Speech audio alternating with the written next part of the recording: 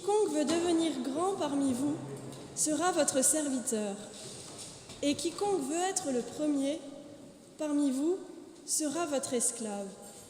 C'est ainsi que le Fils de l'homme n'est pas venu pour être servi, mais pour servir et donner sa vie en rançon pour une multitude. Matthieu chapitre 20. Bonjour à toutes et tous. Où que vous en soyez dans votre chemin de foi, que vous vous sentez jeune ou vieux, nous vous souhaitons la bienvenue. Aujourd'hui, ce culte autrement a été préparé par les membres du groupe DIP. Ce groupe, qu'est-ce que c'est ? Nous sommes une dizaine de jeunes étudiants ou jeunes professionnels et nous nous retrouvons 2 fois par mois pour échanger, chanter, prier et surtout partager un bon repas. DIP, ça veut aussi dire joie, écoute, entraide et partage. Nous vous invitons à vous lever, si vous le pouvez, pour louer ensemble le Seigneur en chantant « Béni soit ton nom ».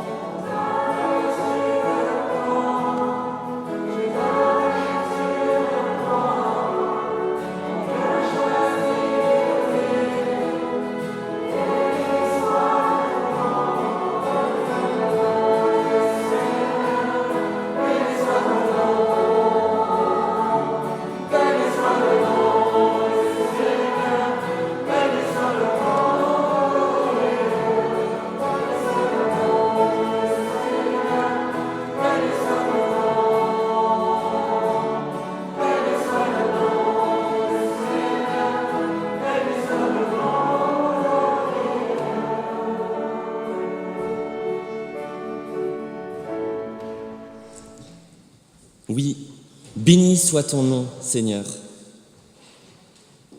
Tu guides nos pas à chaque instant. Il nous faut juste accepter de prendre le temps de t'écouter, de lâcher prise et de te suivre. Même lorsque nous ne te voyons pas, que nous pensons que tu nous abandonnes, que tu as sûrement bien mieux à faire que de nous accompagner. Tu es toujours là, avec nous,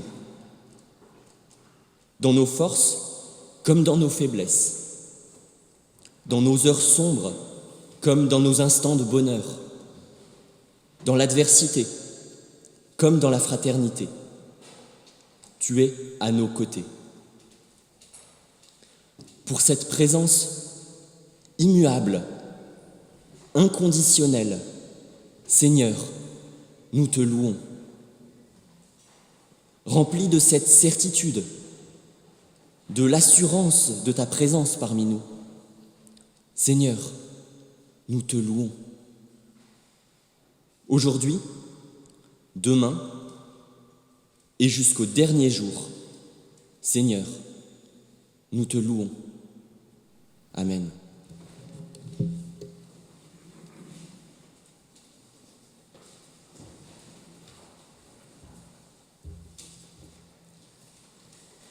Pour continuer de louer ensemble, nous vous proposons un second chant, Être édifié et témoigner. Il a été écrit par Hervé Gans, un ancien pasteur de Grenoble. Ce chant est important pour notre groupe, puisque c'est Hervé qui a fondé ce groupe JIP quand il était encore pasteur ici.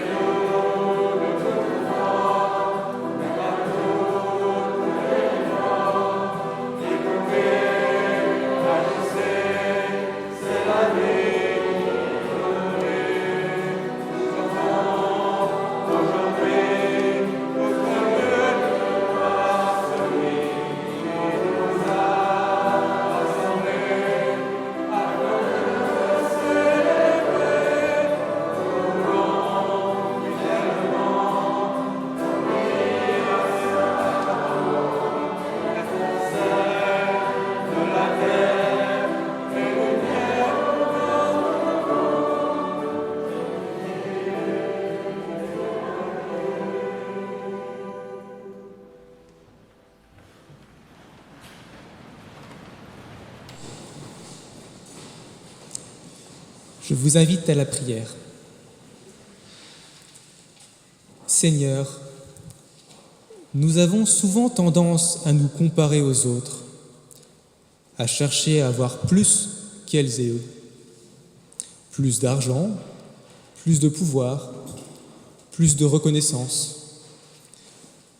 Par nos paroles et nos actes, nous contribuons à entretenir une compétition entre les individus, là où devrait régner la coopération. Pardon Seigneur pour ces moments où nous n'avons pas eu le courage de faire un pas de côté, de prendre le temps de l'écoute, de mutualiser nos efforts.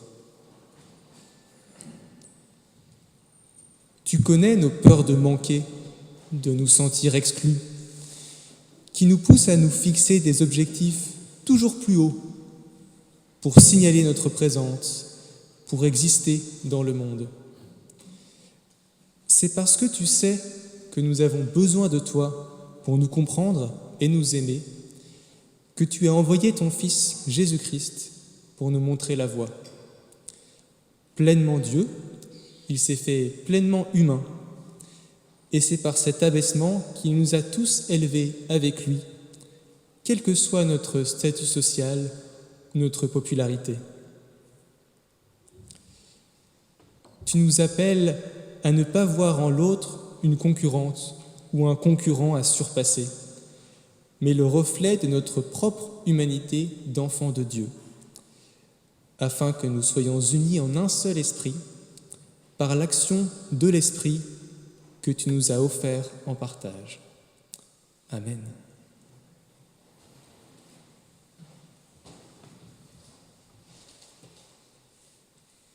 Tous les jeudis, nous nous retrouvons. Nous commençons par chanter ensemble. Chanter, c'est une manière de prier et de partager notre foi entre nous. Nous vous invitons donc à prier ensemble en chantant avant d'écouter le texte biblique. Le chant, le Seigneur dit « Écoute ma parole ».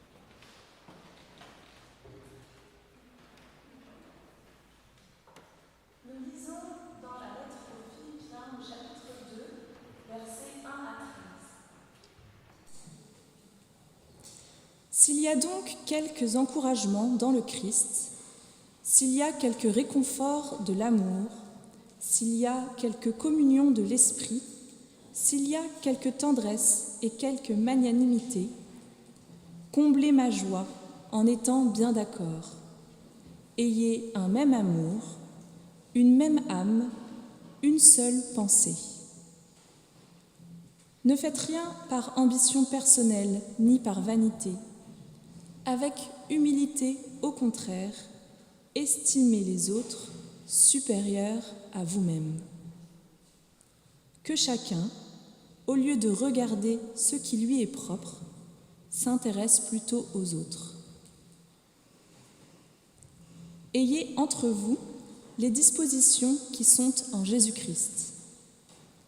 Lui qui était vraiment divin, il ne s'est pas prévalu d'un rang d'égalité avec Dieu, mais il s'est vidé de lui-même en se faisant vraiment esclave, en devenant semblable aux humains, reconnu à son aspect comme humain, il s'est abaissé lui-même en devenant obéissant jusqu'à la mort sur la croix.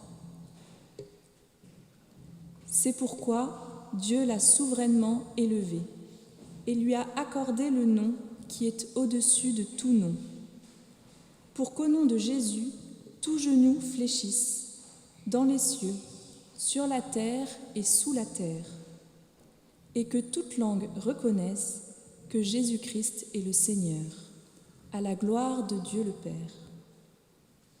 Ainsi, mes bien-aimés, comme vous avez toujours obéi, non pas seulement en fonction de ma présence, mais d'autant plus maintenant en mon absence, mettez en œuvre votre salut avec crainte et tremblement, car c'est Dieu qui opère en vous le vouloir et le faire pour son bon plaisir. Et je vous invite à chanter comme un souffle fragile.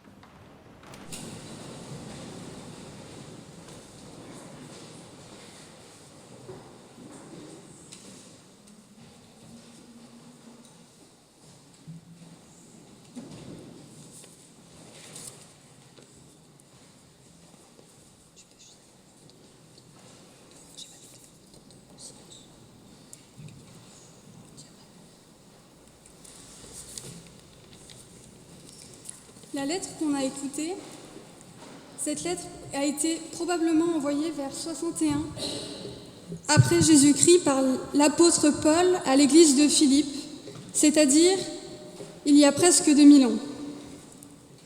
Philippe est une colonie romaine fondée par le père d'Alexandre le Grand. Elle est la première cité du continent européen à recevoir de Paul la bonne nouvelle. En son sein, les Juifs y étaient alors nombreux, mais n'y possédaient pas de synagogue. C'est d'ailleurs hors des murs, le long d'une rivière, que Paul y découvre, le jour du Shabbat, un lieu de prière. Quand Paul leur écrivit, il était en prison. On ne sait pas vraiment où, mais les Philippiens sont à Paul parmi les plus chers de ses correspondants. C'est pourquoi vous avez peut-être remarqué, comme moi, que le ton de cette lettre est particulièrement chaleureux. Dans cet écrit, Paul exhorte particulièrement ses correspondants à l'unité, l'humilité et au désintéressement. Prisonnier dans une petite cellule, Paul prie et chante des louanges de Dieu, au grand étonnement des autres détenus et du geôlier qui les surveille.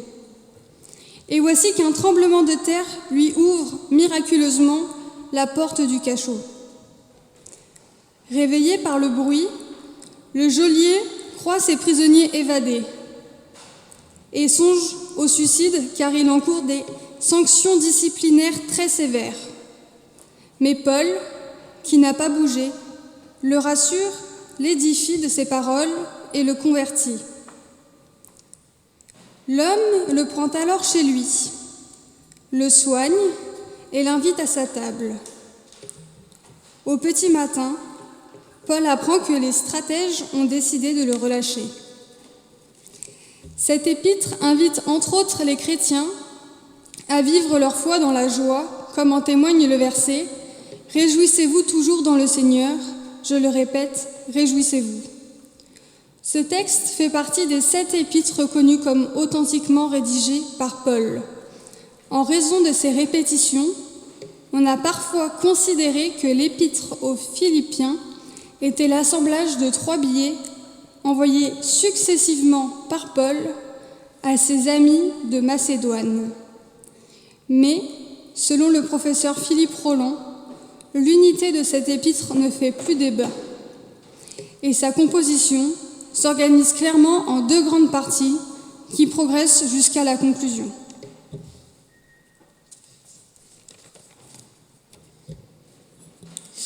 Alors le sujet de ce texte paraît plutôt clair, l'humilité, et il fait également écho au plus central des commandements « Aime ton prochain comme toi-même ». Paul semble reprendre ce refrain que nous connaissons bien, faire preuve de bonté envers autrui, tout en mettant particulièrement en garde contre notre habituelle hubris, notre quête d'importance et de singularité qui peut nous pousser à la faute, nous amener à agir contre les intérêts d'autrui, grisés que nous sommes par nos propres objectifs. Jusque-là, tout va bien. Mais il y a une phrase, je ne sais pas si c'est le cas pour vous aussi, qui m'a personnellement un peu bousculé. Considérez les autres comme supérieurs à vous-même ou au-dessus de vous-même. Alors on a l'habitude des phrases choc du Christ et aimer son prochain comme soi-même en fait partie. Cette égalité parfaite de traitement entre soi et autrui semble au mieux utopique, voire complètement réaliste, et sans doute que certains penseraient même que ce n'est pas une bonne idée. Mais malgré tout, cet idéal d'égalité, il nous parle, il fait écho à notre histoire, à des valeurs, il est finalement entendable malgré sa radicalité. Mais que nous disent Paul et Timothée ? Qu'il ne suffirait pas de considérer les autres avec les mêmes égards que nous-mêmes, mais qu'il faudrait les considérer comme supérieurs ? S'agit-il d'une simple surenchère ? Ont-ils eu l'ambition déraisonnable, l'hubris justement, de supplanter l'enseignement de Jésus ? En tout cas, cette idée paraît de prime abord, pour ma part du moins, difficilement entendable. Car considérer l'autre comme supérieur implique de se considérer soi-même dans une posture d'infériorité. Quelle serait alors la plus-value de cette auto-flagellation ? Comment imaginer que la Bible nous enseigne à nous piétiner nous-mêmes, à nous effacer au profit des autres ? En toute humilité, je ne savais plus très bien quoi retirer de ce texte. Mais la première partie de cette phrase, sur laquelle j'ai buté, est recèle peut-être une manière de le voir différemment. Ne faites rien par esprit de parti ou par vaine gloire. Dans d'autres traductions, on parle de ne pas chercher à briller. Et il me semble que ces termes-là font penser à la notion d'ego, à ce besoin d'exister, de nous différencier des autres, qui se nourrit justement du jugement d'autrui par comparaison. Or, ce jugement, il me semble qu'il nous éloigne justement de l'autre, qu'il nous empêche d'apprendre à l'aimer, de le voir comme un frère, de le comprendre tel qu'il est. Et il s'agit donc d'un frein pour suivre les pas de Jésus, pour vivre en chrétien. Et il y a une autre notion qui est peut-être moins présente dans ce texte, mais qui fait lien avec, pour moi, le message de la Bible, qui nous appelle évidemment à être heureux, à nous accomplir.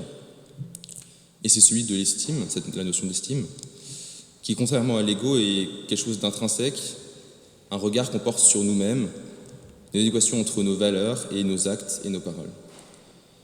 Et contrairement à l'ego, il me semble que cette notion d'estime nous permet justement de nous mettre en danger pour rencontrer cette altérité, d'avoir suffisamment d'appui.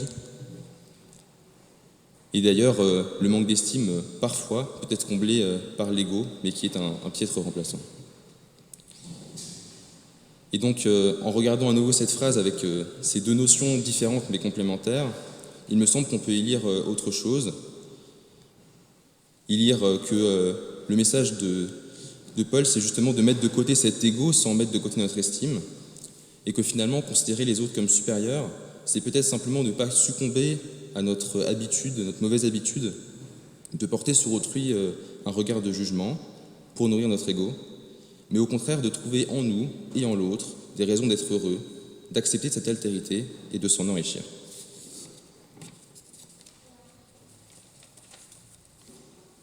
Ainsi, dans cette lettre de Paul aux Philippiens, on pourrait peut-être retenir que Dieu nous invite à faire le bien, partout autour de nous, à écarter le moi au profit du nous.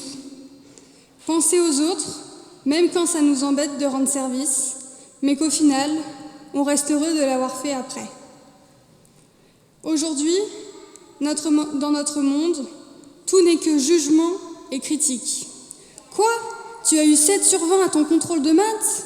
Ah, mais t'es complètement demeuré, mon enfant. Tiens, je n'ai pas aimé ce film. Je vais lui mettre une note de 3 sur 10, comme ça les autres seront prévenus que ce film est vraiment tout pourri. Peut-être que ces situations peuvent prêter à sourire, dites comme telles, mais elles peuvent aussi nous faire réfléchir sur le jugement que l'on porte aux autres. Peut-être pourrait-on essayer de se mettre à la place de l'autre, qui a eu une mauvaise note, ou qui a mis toute sa vie pour réaliser ce film, qui est au final très mal noté à cause de nous.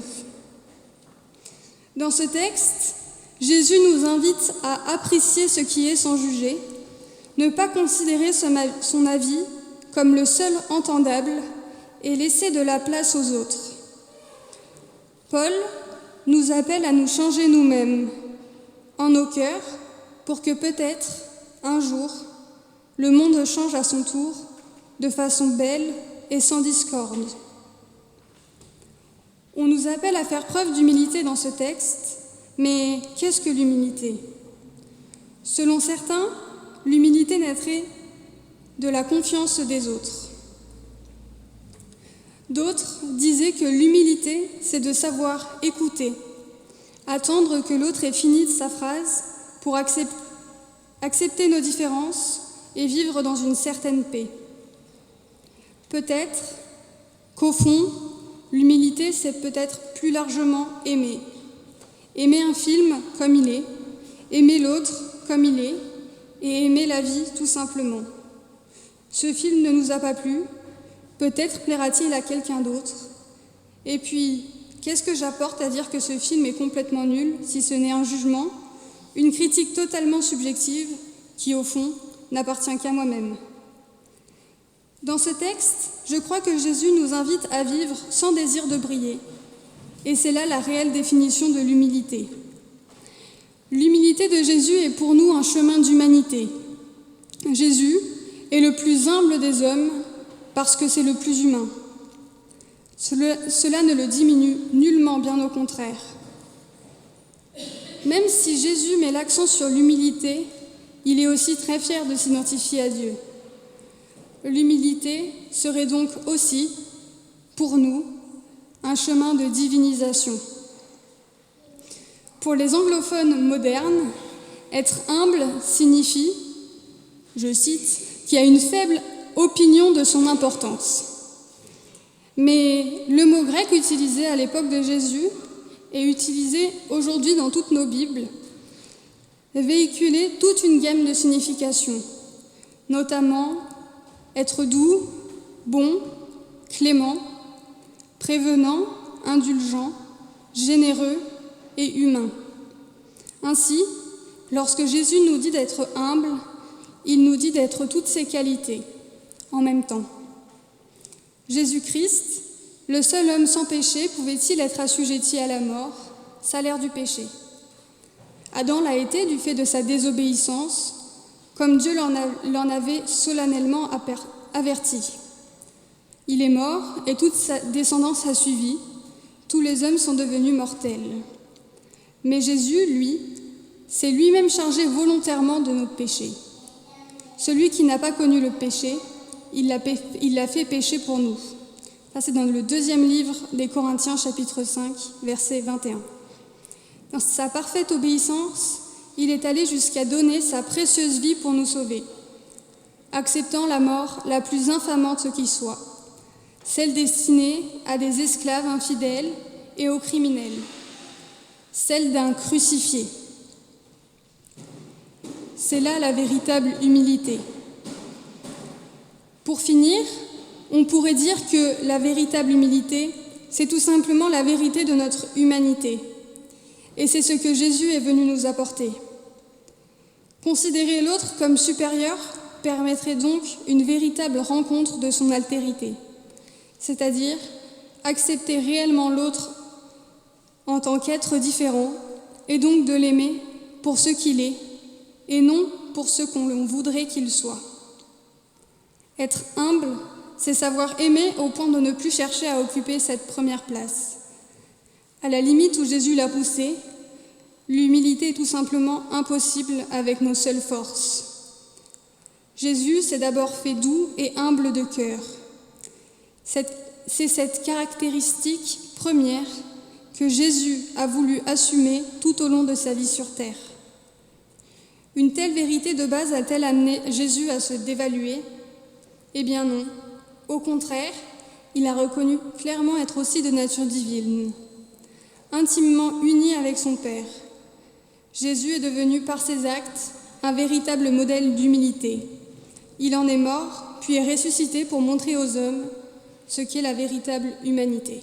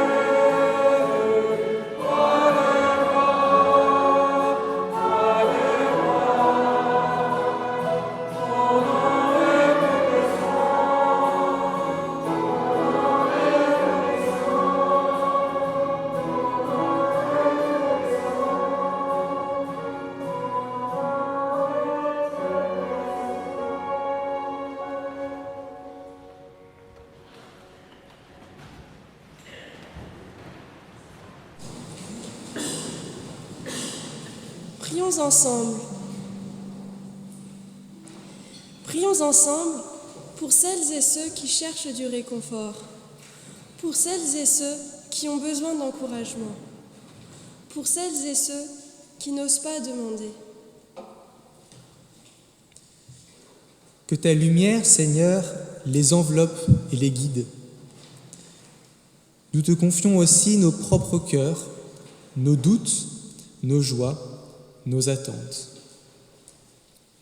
Que ton esprit nous unisse, comme tu nous as appris à le faire, en communion, avec tendresse et compassion. Amen.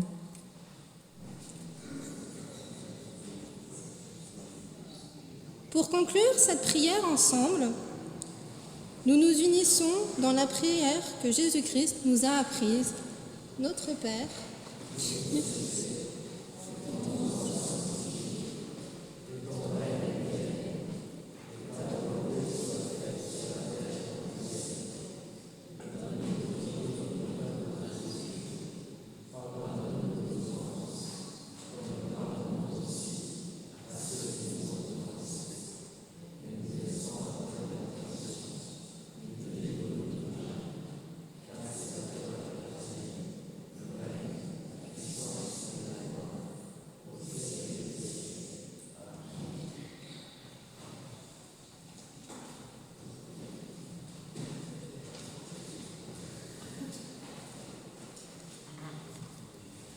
Je vous invite à vous lever pour l'envoi et la...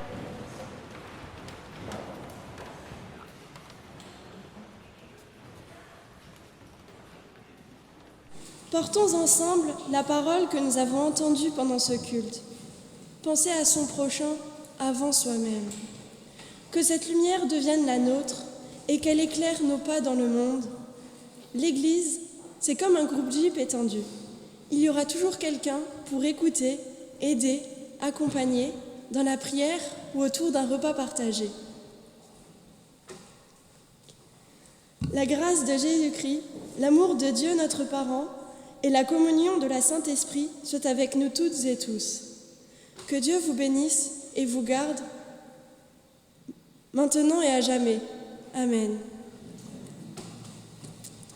Pour finir, nous chantons un chant écrit par Sylvain que les plus ponctuels d'entre vous ont pu apprendre au début de ce culte.